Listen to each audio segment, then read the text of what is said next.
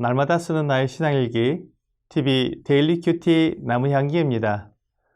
오늘은 1월 22일 주일입니다. 오늘 함께 묵상할 성경 본문은 로마서 8장 12절에서 17절입니다. 그러므로 형제들아 우리가 빚진 자로 돼 육신에게 져서 육신대로 살 것이 아니니라. 너희가 육신대로 살면 반드시 죽을 것이로되 영으로서 몸의 행실을 죽이면 살리니 무릇 하나님의 영으로 인도함을 받는 사람은 곧 하나님의 아들이라.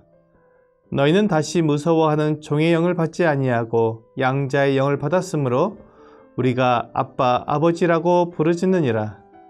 성령의 친히 우리의 영과 더불어 우리가 하나님의 자녀인 것을 증언하시나니 자녀이면 또한 상속자 곧 하나님의 상속자요 그리스도와 함께한 상속자니 우리가 그와 함께 영광을 받기 위하여 고난도 함께 받아야 할 것이니라.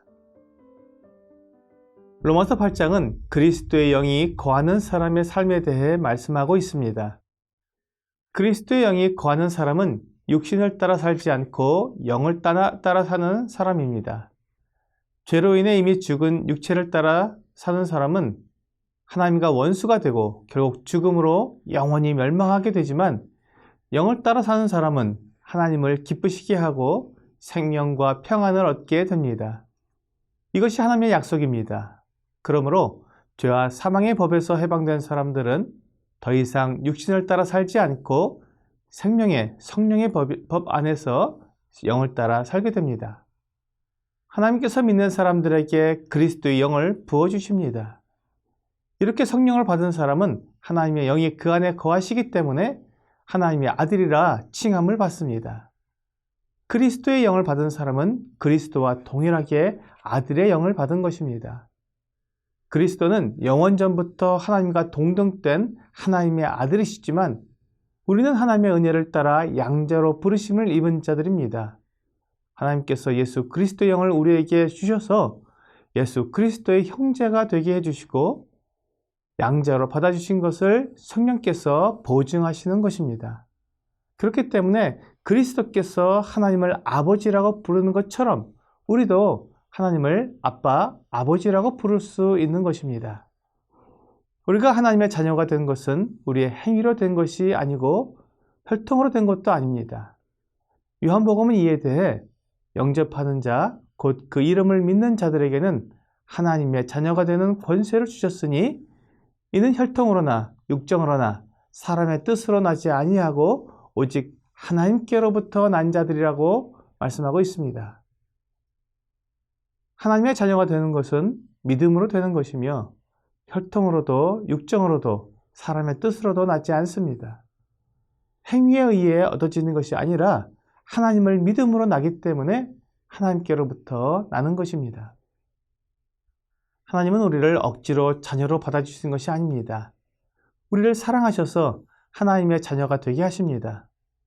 그렇기 때문에 우리 주 예수 그리스도와 함께 상속자가 되게 하십니다. 하나님은 우리에게 하나님의 것을 나누어 주고 싶어 하십니다. 하나님께서 우리에게 주시려고 준비해 놓으셨습니다.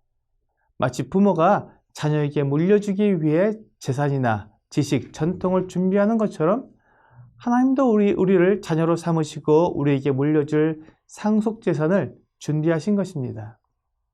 많은 사람들이 하나님을 다른 우상처럼 오해하여 하나님께 뭔가 바쳐야 기뻐하시는 분이라고 생각하지만 하나님은 오히려 우리에게 모든 것을 주시고 싶어 하시는 분입니다.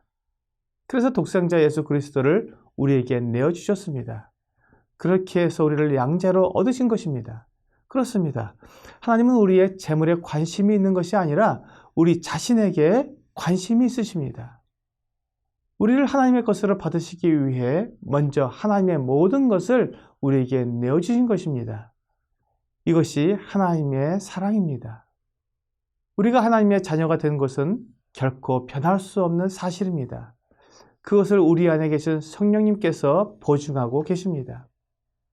이렇게 우리가 주 예수님과 더불어 상속자의 영광을 받게 되기 때문에 지금 이 세상에서는 고난을 당하게 됩니다.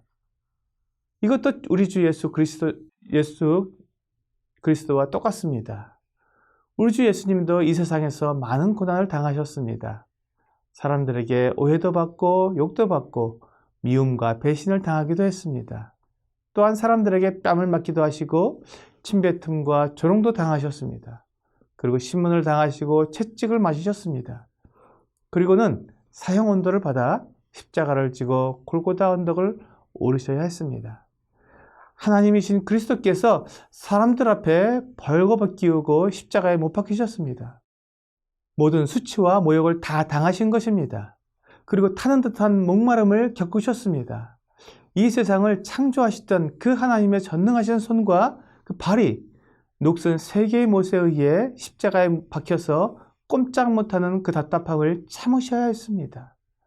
말씀 한마디면 12영이 더 되는 천군이 지금 주님을 괴롭히는 모든 사람들을 다 멸해버리고 주 예수님을 십자가에서 내려놓을 수 있었지만, 그렇게 하면 아버지 하나님께서 계획하시고 성경에 약속하신 그 죄인들을 구원하는 하나님의 뜻이 이루어지지 않기 때문에 우리 주 예수님은 모든 것을 참고 또 참으시고 털 깎는 자 앞에 잠잠한 양처럼 그렇게 잠잠히 당하셨습니다.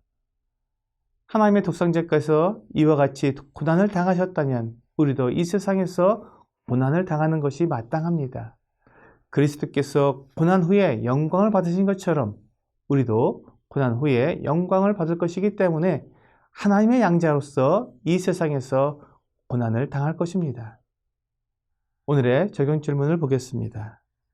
내가 하나님의 아들로서 육신적으로 살지 않음으로 겪는 고난은 무엇입니까? 그리스도의 영이 내 안에 있으므로 하나님의 양자가 된 사람은 육신의 욕심을 따라 살지 않습니다. 육신의 욕심은 이 세상에서 사람들에게 자신을 자랑하는 것입니다. 육신적으로 살지 않으면 모든 면에서 손해를 보게 됩니다. 하지만 그것은 잠시 있을 이 세상에서의 손해입니다. 이러한 손해를 겪은 후에 영원한 나라에서 하나님이 준비하신 영광스러운 것을 상속받게 될 것입니다. 내가 하나님의 아들로 살아가려고 경제적으로 또 지위 면에서 사람들에게 인정받는 것, 그리고 그 외의 여러 면에서 손해를 보게 될 수 있습니다. 오늘 이러한 손해를 보더라도 하나님의 아들로서 받을 영광을 생각하며 하나님을 기쁘시게 하는 여러분과 제가 되기를 주 예수님의 이름으로 기도합니다.